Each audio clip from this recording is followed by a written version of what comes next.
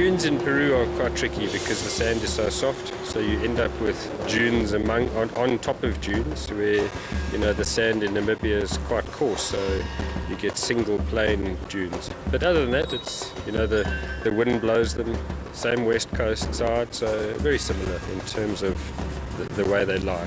Look, it's tricky, you know, but there are 4 eyes in the car, and obviously I help Duncan as much as possible with the easiest route, and, you know, if you see a snag, you need to get through it together. But I think the more time you spend in the dunes, you actually start to enjoy them. They are unbelievably beautiful, and if you can see around that, it is a challenge, but it's exciting to come out the other side, that's for sure.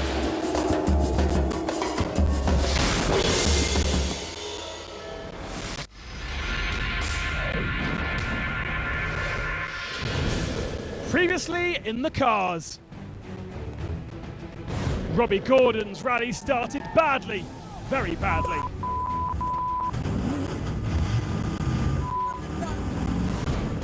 But on day 3 he bounced back to start clawing back that gap lost, the red mist firmly in his eyes. I'm just mad about the first 2 days. We have to try to win every special. There are certainly a few men who will be trying to stop the Hummer. Stefan Pederhansel is certainly hoping for an 11th Dakar win. And Nasser Al-Attiyah is hoping to prove his unproven buggy can last the distance. 1 buck.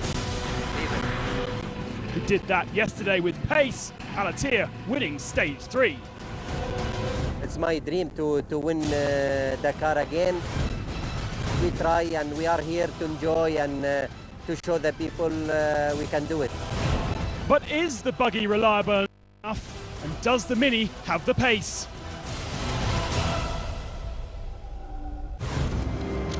It's the penultimate day in Peru for the drivers, and yet another change in the general standings before the start of the day. The race officials deciding to cancel their initial decision concerning Carlos Sainz.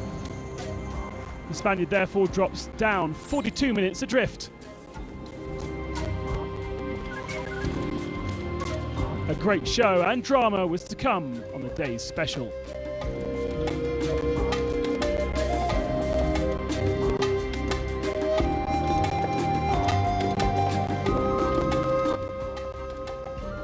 Back on track, Robbie Gordon suffered yet another upset. Second yesterday, he was eager to prove that he was back in the battle.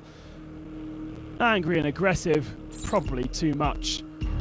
Kilometre 34, the American, upside down. Not that this is that bad, but it wasn't marked. And we came around the corner and just basically slowed down, went straight in, and stood on its nose for a minute and flopped over on its back. So I got broken radiators, and looks like we'll be down many hours.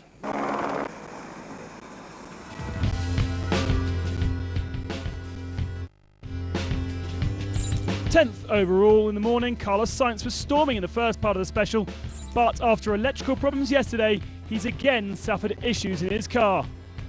He remained stranded at kilometre 266 with fuel problems.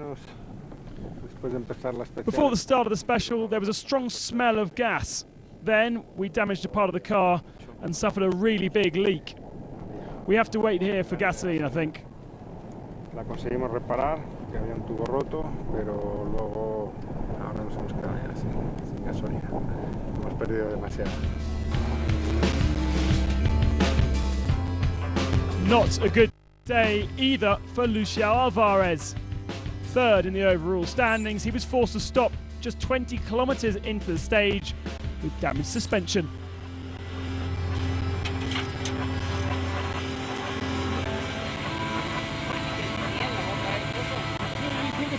Rompimos una parrilla. We've broken the suspension on a big jump. We had a big shock, and I think we've now got steering problems, so we're waiting for assistance. We were going to have to work on the car a lot to get it back working.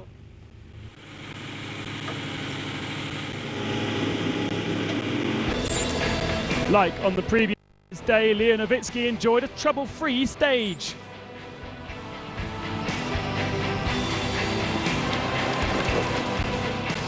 Despite trouble-free, he did still lose 13 minutes to the rally winner. Another solid drive for Nani Roma. But the Catalan isn't quite yet in the pace of the overall fastest guys. His Mini lost an extra 7 minutes today as Gilles de Villiers hit back. Serious navigational mistakes yesterday cost him precious time, but today he captured 4th spot. Perfect. Fastest in all the checkpoints, it was looking so good for Gerland Chichery. The Frenchman was on his way to a first stage success of the year, but he finally dropped back. It was again a question of keeping a good consistent pace for Stefan Pederhansel, and the Frenchman did just that.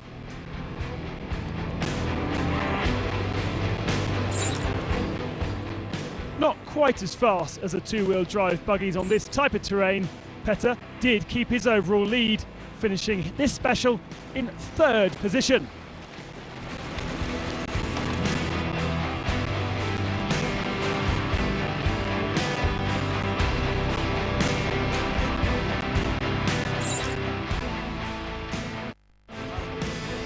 And indeed, there was not much Chichery could do against storming Nasser Al-Attiyah. Starting first, he captured his 2nd consecutive victory. Quite a performance from the Red Bull Qatar buggy that carries on surprising and impressing day after day. Meanwhile, Robbie Gordon was upside down, still on the stage.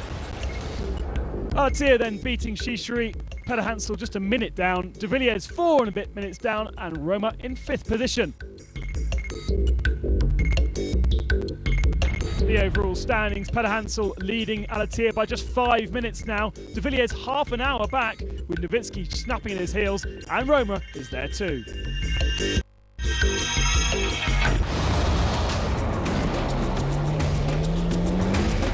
Coming next in the trucks, our leader is stuck in the sand. How much time will he lose?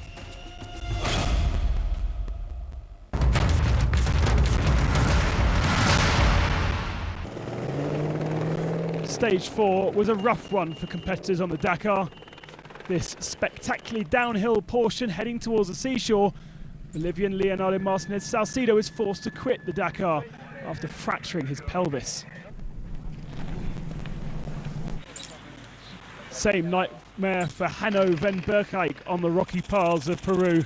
The Dutchman, who finished his first 2 Dakars, injured his shoulder, and he will not be reaching Santiago. Back on the Dakar after a 2-year break, Eric Vigoureux suffered all sorts of problems on his Chevy. The Frenchman was stranded for close to an hour at kilometre 30 with a serious engine problem.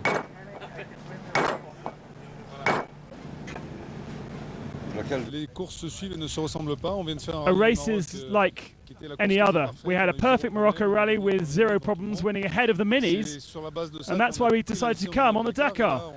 But we are having a really tough start. Although it is only the start of the rally, we have spare parts and good men, so we should be okay.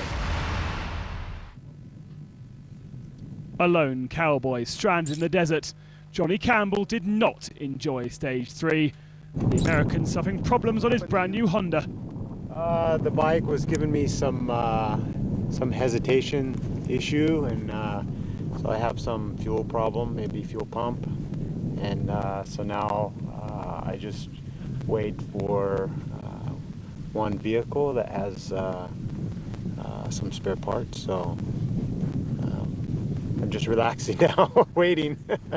What can we do but enjoy the beautiful desert in Peru?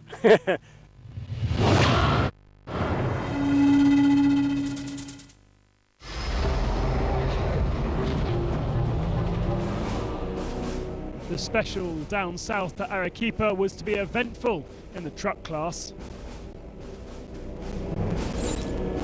A lot was expected of Nikolaev and the Kamaz team, but there is another talented young wolf in the Russian squad. Ayrat Mardiev flew to his very first stage success on a Dakar. 5th overall, Peter Versluis was to suffer a major upset. He was eventually overtaken by Alice Lopez. The Tatra driver from the Czech Republic was on his way to an overall leadership.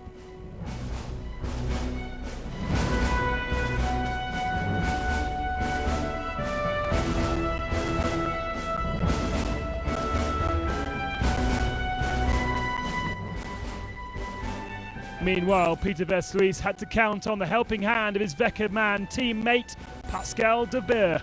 Versluis eventually lost hours on his main rivals. Finally back on his wheels. Nikolaev probably thought his day would be a rough one. Indeed, he was forced to stop early for a puncture. But things went a lot smoother later on for the Russian. On his way to the finishing line, he was able to pass his rival, Gerard de Roy. What a bad day it was for the title holder de Roy.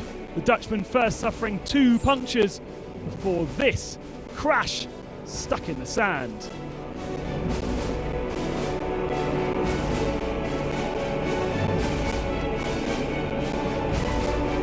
Thankfully, Nicky Biazian came to the rescue, as teammates do.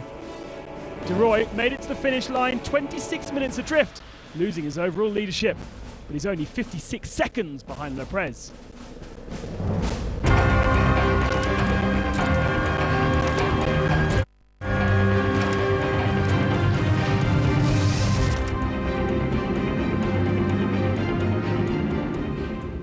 Going into the Tenerife Desert was a real challenge. It's huge, and it makes you understand your real dimension. Seeing how small a human being is in such a massive place is really incredible.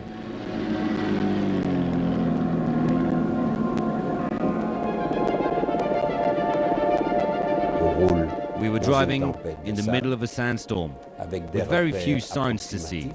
Navigation was based on what you would see and on a cap to follow. We now know that a compass in the desert, depending on a few degrees, isn't very good. The base to finding your way is a mountain or a shadow. At a moment we find ourselves in fog. At the Tenerife tree, there's absolute fog. We gathered together and the question was asked, should we neutralize the event? And the answer of the boss, out of the question. Some got lost and ended up in Tuareg tribes, where they were welcomed. Everyone was eventually found.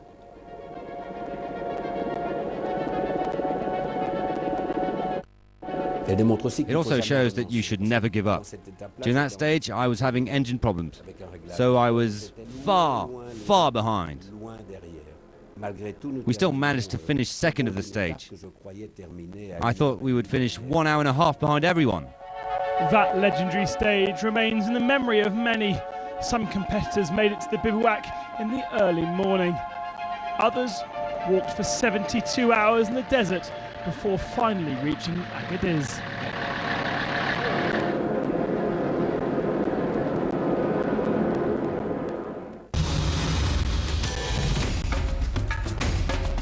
Tomorrow the rally moves to Chile, but stage 5 will be fought out on Peruvian soil on the mountain roads. Can Cyril Desprez get back the lead of the rally? And what about Stefan Pederhansel? Will he finally get another stage victory? Nasser Al-Attiyah will say no. Can the buggy fight back? All this and more when the Dakar adventure continues.